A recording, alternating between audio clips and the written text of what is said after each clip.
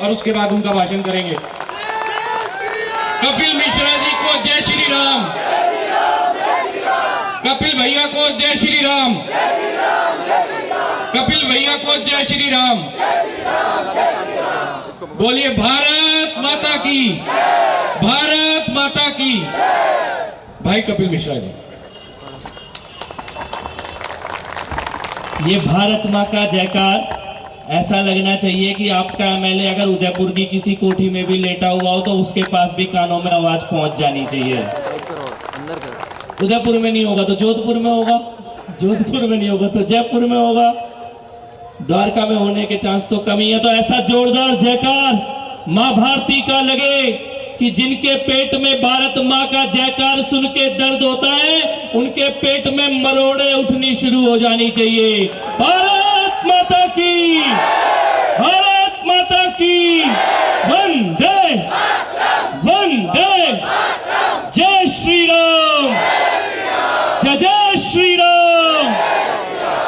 बहुत बहुत आभार आप सभी का, मंच पर उपस्थित हम सबके बड़े भाई और जिनके नाम से आज भी इस पूरे क्षेत्र को दिल्ली में जाना जाता है, ऐसे आपके पूर्व यशस्वी विधायक आदरणीय श्री प्रद्युम्न राजपूत जी, आपके होने वाले निगम पार्षद विनय चौहान जी, उनकी धर्मपत्नी जिन्होंने लगातार इनके साथ मिलकर निगम पार्षद के रूप में आपकी सेवा की है, और इन दोनों पति पत्नी के काम के बारे में कोरोना काल में मैंने देखा था फेसबुक पर, और तब मैंने ये कहा था कि ऐसे भी कोई पति पत्नी हो सकते हैं क्या, जो एक तरह से पूरा परिवार अपनी जान दांव पे लगाया हुआ था।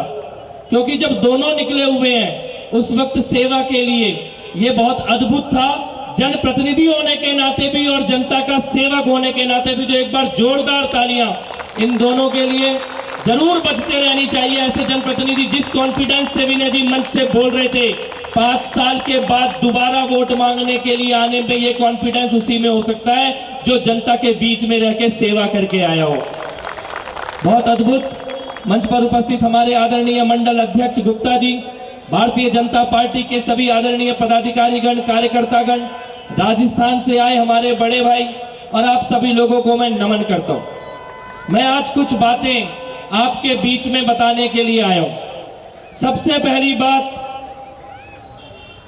हमारे मान सिंह गुर्जर जी आए हैं राजस्थान से, एक बार जोरदार तालियां उनके लिए।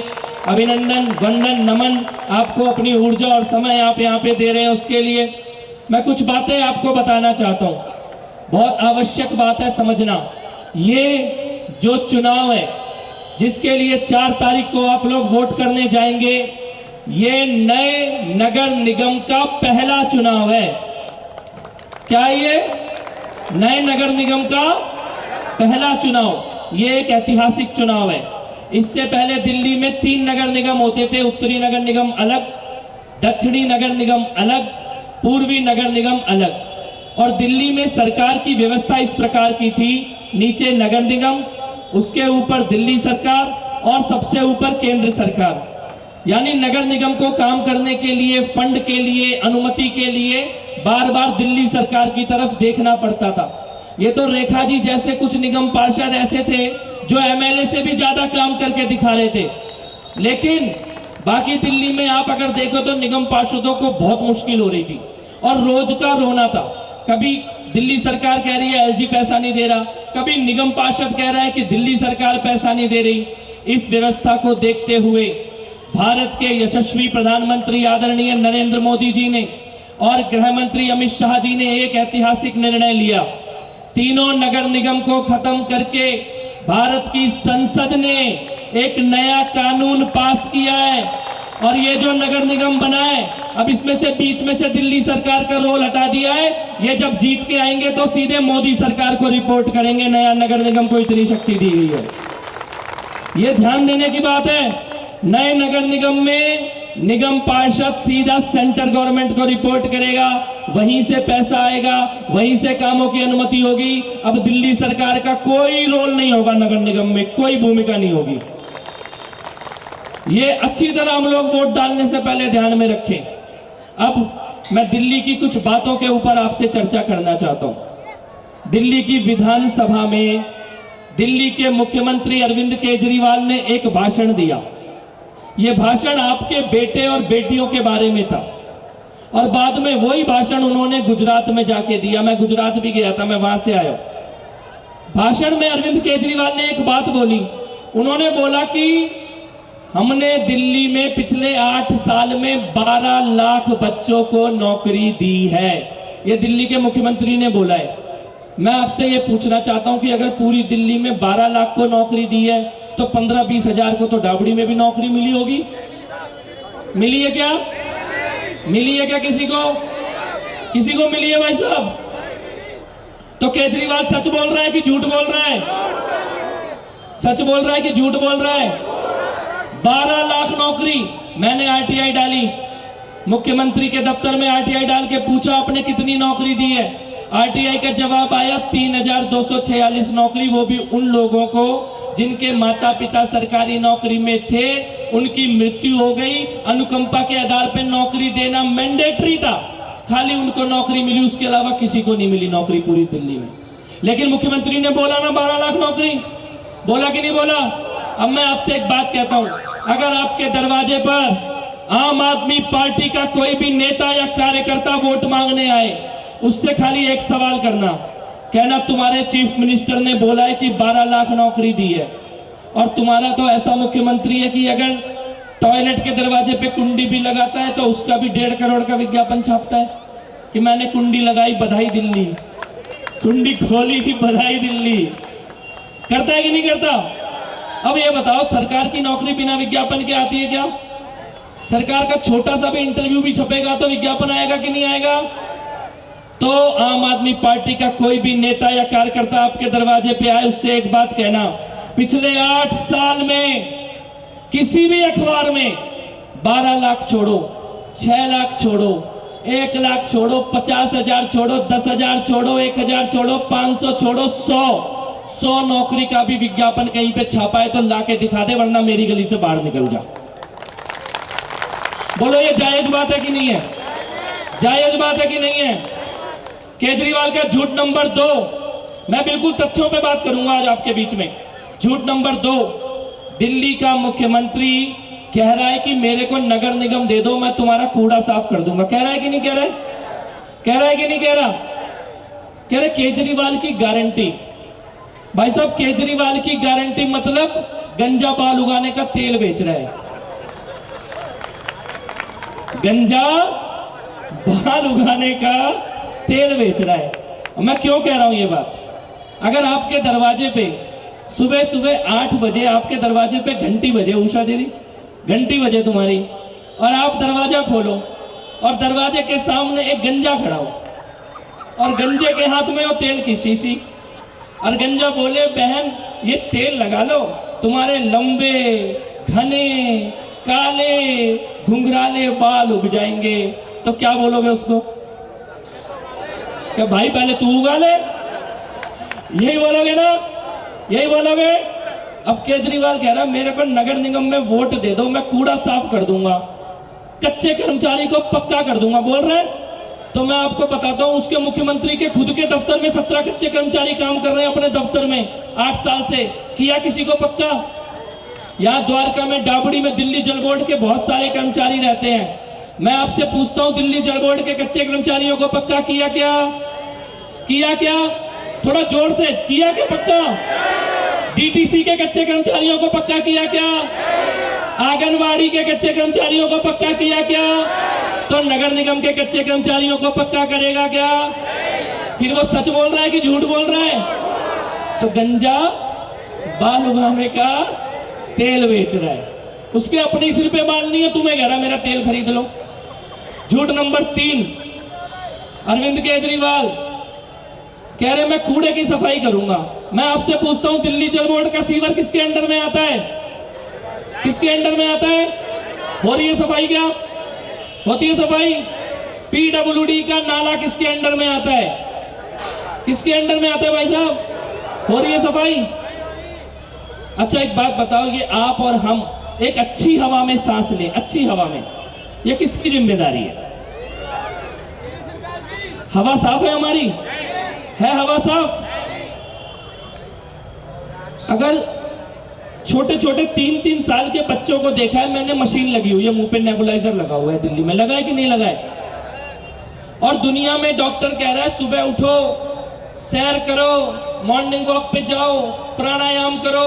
दिल्ली में डॉक्टर कह रहा है घर से मत निकलो। कह रहा है कि नहीं कह रहा? और अगर गलती से किसी ने रामदेव बाबा की तरह लंबी वाली सांस ले ली तो अगली सांस की गारंटी नहीं है दिल्ली के अंदर आएगी कि नहीं आएगी। बोलो सच बोल रहा हूं नहीं बोल रहा? ये हवा साफ करने की किसकी जिम्मेदारी थी? अभी छठ का त्योहार गया, छठी मैया का त्योहार गया है, भगवान सूर्य नारायण को अर्घ देना था, यमुना के किनारे जाने की थी स्थिति। यमुना की क्या स्थिति बनी है? बदबू, झाग, ऐसा पानी है अगर 1 घंटे खड़े हो जाओ तो दाने हो रहे हैं शरीर में, दाने हो रहे हैं हाथ में पैरों में। यमुना की सफाई किसकी जिम्मेदारी थी? की सफाई? हवा की सफाई किसकी जिम्मेदारी थी? की सफाई? पीडब्ल्यूडी के नालों की सफाई किसकी जिम्मेदारी थी? की सफाई? दिल्ली जल बोर्ड के सीवर किसकी जिम्मेदारी थी? किए साफ? तो ऐसा आदमी नगर निगम का कूड़ा साफ कर सकता है क्या? वो सच बोल रहा है कि झूठ बोल रहा है? चौथा झूठ, दिल्ली का मुख्यमंत्री गाजीपुर पे जाके खड़ा हुआ, गाजीपुर के लैंडफिल पे खड़े होके बोला कि यहां तो कूड़े का पहाड़ लगा हुआ है। मैं ये कहना चाहता हूं आपसे, भैया लैंडफिल पे कूड़ा नहीं मिलेगा तो क्या मिलेगा? अगर मैं आपके घर पे आऊं और मैं आपकी डस्टबिन खोल के खड़ा हो जाऊं कि इसके अंदर तो बहुत सारा कूड़ा है, वो दिल्ली की डस्टबिन है ना, है कि नहीं है? अब केजरीवाल कह रहा है मैं वहां पे कूड़ा भेजना बंद कर दूंगा, तो क्या करेगा?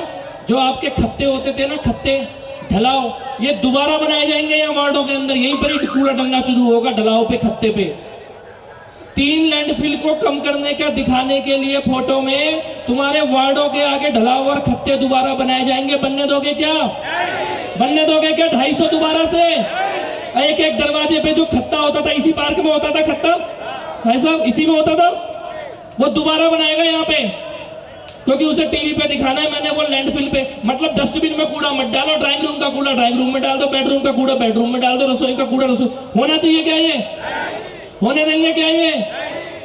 इसीलिए 4 तारीख को वोट बहुत सोच समझ के देना है, बहुत सोच समझ के देना है। आप एक बात बताओ, मैंने टीवी पे देखा केजरीवाल का वीडियो, कह रहे गुजरात में जीतूंगा, जहां भी मैं जीतता हूं, जीतते ही माता और बहनों के खाते में 1-1 हजार रुपए दे देता हूं। कह रहा है कि नहीं कह रहा? या मेरी बहनें बैठी है, किसी के खाते में 1000 रुपया आ रहा है? किसी के खाते में माता जी 1000 रुपया आ रहा है? किसी के खाते में आ रहा है? बैंक में खाते में? जो पेंशन आती थी वो भी आनी बंद हो गई है। हुई है कि नहीं हुई बंद? राशन कार्ड नया पन्ना बंद हो गया, कह रहे कोटा नहीं है। सच है कि नहीं है ये बात? 8 साल में 1000 रुपया महीना छोड़ो, किसी के खाते में 10 रुपया भी आया है क्या? आया 10 रुपया भी? तो वो सच बोल रहा है कि झूठ बोल रहा है?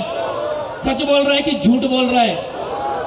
सफेद झूठ, सफेद झूठ, रोज टीवी पे आके सफेद झूठ बोल रहे हैं। ये तो इनके मैंने आपको झूठ गिनाए हैं, अब मैं गिनाता हूं इनके पाप, जो पाप इन्होंने करे हैं। वो पाप देखो, दिल्ली के मुख्यमंत्री सत्येंद्र जैन का वीडियो किस किसने देखा है? हाथ उठा के बताओ मेरे को।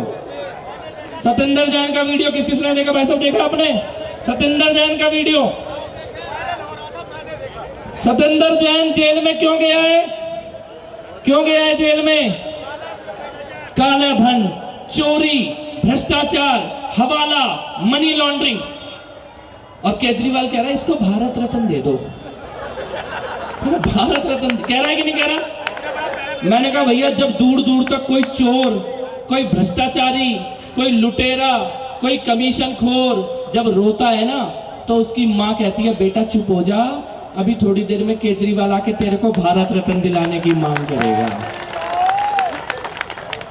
भारत रत्न। और कह रहे मोदी जी ने जेल में डाल दिया, तो मोदी जी ने जेल में डाला तो 6 महीने से तेरे को जमानत क्यों नहीं मिल रही? 6 महीने से दिल्ली के हर अदालत में गए कि नहीं गए? देश के सबसे बड़े वकीलों को लेकर गए हैं। अगर उसने चोरी नहीं की होती तो बेल मिल गई होती ना अब तक। अभी तक जेल के अंदर बैठे हुए हैं। और जेल के अंदर क्या कर रहे हैं? फिजियोथेरेपी, मसाज, मालिश। और बताएं ये तो केजरीवाल का बस नहीं चल रहा, केजरीवाल का बस चले तो खुद ही तेल लेके मसाज करने लगे सत्येंद्र जैन की। क्यों?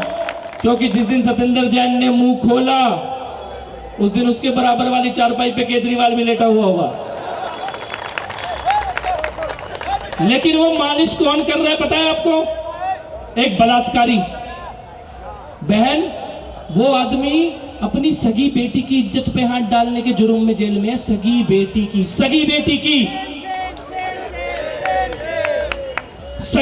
की इज्जत पे हाथ डाला है उस आदमी ने, तब जेल में है, जिसको वो मंत्री अपना दरबारी बना के सेवा करवा रहा है। बताओ ये पाप है कि नहीं है? ये पाप है कि नहीं है? इस पाप का जवाब देंगे कि नहीं देंगे? इसका दूसरा पाप बताता हूं। इनका दूसरा मंत्री राजेंद्र पाल गौतम, उसका वीडियो किस किसने देखा है? राजेंद्र पाल गौतम कह रहा है मैं राम को नहीं मानता, मैं कृष्ण को नहीं मानता, मैं ब्रह्मा विष्णु महेश गौरी गणपति को नहीं मानता। मैंने कहा हम तेरे को ही नहीं मानते।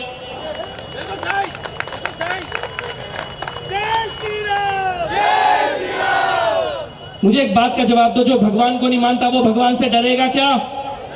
कोई पाप करने से पहले 2 बार सोचेगा क्या? कोई झूठ बोलने से पहले उसकी आंखों में शर्म आएगी क्या? इसीलिए इनकी आंखों से शर्म खत्म हो चुकी है। ये रोज झूठ बोल रहे हैं, सफेद झूठ, नौकरी के बारे में झूठ, कूड़े के बारे में झूठ। पानी साफ आता है कि गंदा आता है? पानी का झूठ, सीवर का झूठ, नाले का झूठ, नदी का झूठ, हवा का झूठ, सफेद झूठ बेच रहे हैं रोज, क्योंकि उनको भगवान का डर खत्म हो गया है। लेकिन जिसको भगवान का डर हो या ना हो, ईश्वर की अदालत में ऊपर वाले के यहाँ न्याय सबको होता है। आज सत्येंद्र जैन जेल में बैठा है, कल सिसोदिया और केजरीवाल भी इसी जेल के अंदर जाएंगे। केजरीवाल सरकार के पाप यहाँ खत्म नहीं होते हैं। इससे बड़ा एक पाप इन्होंने किया, वो भी कब किया? कोरोना की दूसरी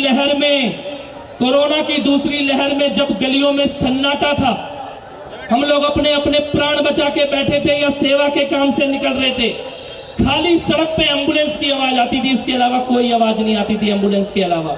माता बहनें घर के मंदिर में बैठी थी और माँ जगदम्बा से प्रार्थना कर रही थी कि माँ मेरे बेटे को बचा ले, मेरे पति को बचा ले, मेरे भाई को बचा ले, मेरी बहन को बचा ले।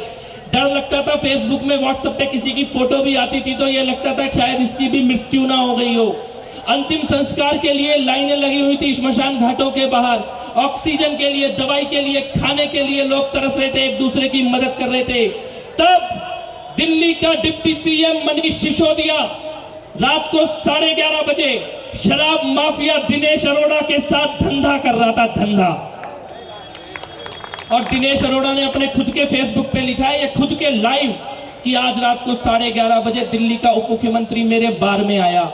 मैं आपसे पूछना चाहता हूं, रात को 11:30 बजे मनीष सिसोदिया बार में गंगा जल पीने गया था क्या? शराब के ठेके खोले, ठेके की नहीं खोले आपके यहाँ पर? खोले ठेके की नहीं खोले दारू के? और कैसे वाले खोले? इन्होंने दोनों ठेके बंद कराए। एक बार जोरदार तालियां बजनी चाहिए इस प्रयास के लिए। भैया ठेका भी बड़ा मजेदार खोला, कह रहा पति आएगा तो 100 रुपए की बोतल, उसकी बीवी आएगी तो 70 रुपए की बोतल। कर रहा था कि नहीं कर रहा ना? यही कर रहा ना? अद्दे के साथ अद्दा मुफ्त, पौवे के साथ पौवा मुफ्त, केजरीवाल के साथ सिसोदिया मुफ्त। ये दारू। अच्छा मुझे एक बात बताओ, घोटाले की जांच चल रही है, भ्रष्टाचार की जांच चल रही है, मैं उसके अलावा एक बात पूछता हूं, और जहां जहां तक मेरी आवाज जा रही हो, आप किसी भी पार्टी के हो, भाजपा के हो, कांग्रेस के हो, आम आदमी के हो, बसपा के हो, सपा के हो, किसी के भी हो, अपने दिल पे हाथ रख के इस सवाल का जवाब देना। अगर कोई आदमी तुम्हारे बेटे या बेटी को ये बोले कि बेटा तू दारू तो पीता है, एक बोतल खुद खरीद ले, एक मैं मुफ्त में दूंगा, मुझे इतना बता दो वो तुम्हारे परिवार का भला कर रहा है कि बर्बादी कर रहा है? वो आदमी तुम्हारे परिवार का भला कर रहा है कि बर्बादी कर रहा है? माता जी, अगर तुम्हारा सगा भाई हो, सगा भाई जिसको बचपन से लेके आज तक तुमने राखी बांधी हो हर साल, और वो भी तुम्हारी पीठ के पीछे तुम्हारे बेटे को बोलेगी एक दारू की बोतल तू खरीद ले, एक मैं तेरे को मुफ्त में दूंगा, मुझे इतना बता दो ऐसे आदमी से रिश्ता रखोगे कि खत्म कर दोगे? रिश्ता रखोगे ऐसे आदमी से कि खत्म कर दोगे? बोलो ये पाप दिल्ली के मुख्यमंत्री ने किया है कि नहीं किया? किया है कि नहीं किया ये पाप? ऐसे ऐसे पापों का हिसाब करना है आने वाली 4 तारीख को, एक एक पाप का हिसाब करना है। तुम्हारे परिवारों को क्यों पिला रहा है दारू, पता है क्यों पिला रहा है? यह मस्जिद है, शायद इधर है कोई मस्जिद। मैं मस्जिद से जुड़ी एक कहानी सुनाता हूं, क्योंकि केजरीवाल पे मंदिर का एग्जाम्पल देने का कोई फायदा नहीं। एक बार एक आदमी मस्जिद में बैठ गया और मस्जिद में बैठ के दारू पीने लगा। तो मौलाना साहब आ गए और मौलाना साहब ने कहा कि भैया ये तो खुदा का घर है, यहाँ पे दारू मत पी। तो उसने कहा, ध्यान से सुनना उसने क्या कहा, उसने कहा कि अगर तेरी इबादत में दम है, अगर तेरी इबादत में दम है तो मस्जिद को हिला के दिखा, नहीं तो साथ बैठ, 2 घूंट पी और देख मस्जिद को हिलता हुआ। तो यही अगर तेरी सरकार में दे में तो जनता के काम करके दिखा, हवा, नदी, पानी, सीवर, बिजली, वरना जनता को दारू पिला, मुफ्त की दारू बांट, नशे में डूबा, बच्चों के परिवार बर्बाद कर। यही कर रहा है कि नहीं कर रहा है? यही कर रहा है कि नहीं कर रहा, बताओ आप। इसीलिए ये ऐतिहासिक चुनाव है, ये साधारण चुनाव नहीं है। आने वाली 4 तारीख को आपके पास मौका है। कोरोना में आपकी पीठ पे जो खंजर घोंपा है केजरीवाल सरकार ने, उसका बदला लेने का। आपके इलाकों में दारू के ठेके खोले, उसका बदला लेने का। आपकी पेंशन बंद कराई, उसका बदला लेने का। राशन कार्ड नए बनाने बंद कराए, उसका बदला लेने का। गंदे पानी का, टूटे सीवर का, गंदे नाले का, बदबूदार हवा का, सबका बदला लेने का टाइम आया है 4 तारीख को, सबका बदला लेने का। लोगे कि नहीं लोगे? लोगे कि नहीं लोगे ये बदला? तो एक बार दोनों हाथ उठा के पीछे तक, आने वाली 4 तारीख को कमल का बटन दबा के ये सेवक उतारा है भारतीय जनता पार्टी ने। सेवक परिवार आपके बीच में उतारा है। जांचे हैं, परखे हैं, सोचे समझे हैं, सुख में, दुख में, रात में, दिन में आपके बीच में खड़े रहे हैं। कमल का बटन दबाइए। आने वाली 4 तारीख को वोटिंग से पहले सुबह सुबह मां जगदम्बा के सामने दिए जलाना और इतना बोलना कि मैया मेरा वोट मेरे बच्चों की भलाई के लिए पड़े, मेरा वोट मेरे परिवार की भलाई के लिए पड़े, मेरा वोट मेरे दिल्ली के लिए, मेरे देश के लिए और मेरे सत्य सनातन हिंदू धर्म की रक्षा के लिए पड़े। बोलो, बताओगे कमल का बटन? पीछे तक जो लोग मेरी बात से सहमत है, एक बार हाथ उठा के आज से अपने दोस्त, पड़ोसी, रिश्तेदार, जानने वाले सबको बोलना है और एक बार जोरदार मां भारती का जयकार लगाएंगे। भारत माता की, भारत माता की। और एक नारा लगाएंगे लास्ट में, मारो मोहरिया तान के कमल के, मारो मोहरिया तान के, तो जोर से अरे मारो मोहरिया तान के, मारो मोहरिया तान के, मारो मोहरिया तान के। भारत माता की, भारत माता की। बहुत बहुत आभार आप सभी का। जय श्री राम।